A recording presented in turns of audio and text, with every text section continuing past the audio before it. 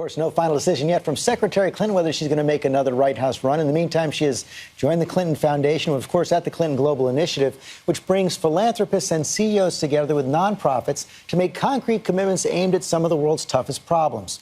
Almost 10 years in, they have leveraged billions of dollars in assistance in more than 180 countries, and we talked to President Clinton about that, too. The most important thing is it turns out people want to come to a meeting where they know they have to make a commitment, and they're willing to make commitments and try to keep it. They want to have an impact. They don't want to just sit around and talk anymore. I think what we have to do and what we're doing better is to help people keep those commitments. We have all these full-time workers that help people develop their commitments for the coming year and that help them to keep them. So what's the percentage like on people following through? It's quite good. We get detailed progress reports now on more than 60% of the commitments and something less on another significant percentage. It's getting better.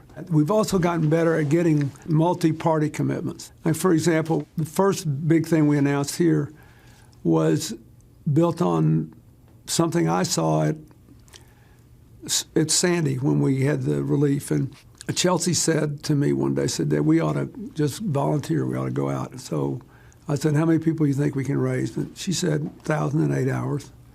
And she did, 1,040.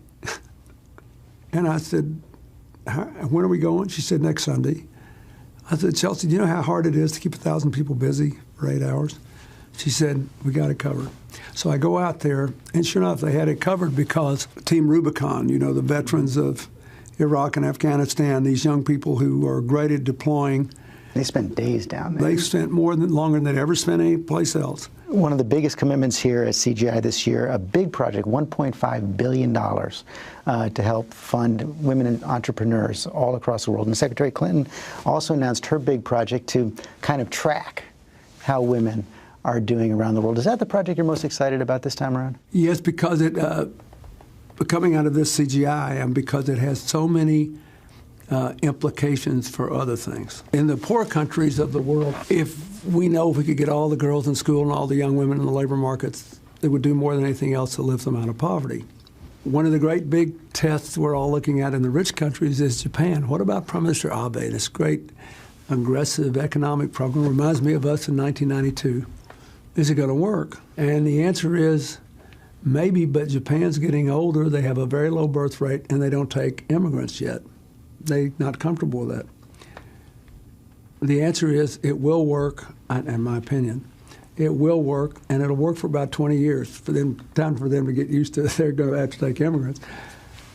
If they get women in the workforce in the same percentage men are. So here's one of the wealthiest countries on earth, and all these poor countries, and all the ones in between. Look at America. What would it do for the American economy if the 25% pay gap that still persists, actually 23 cents on the dollar, between women and men doing the same kind of work, what would it do for us if we could eliminate it? It'd be good for the economy.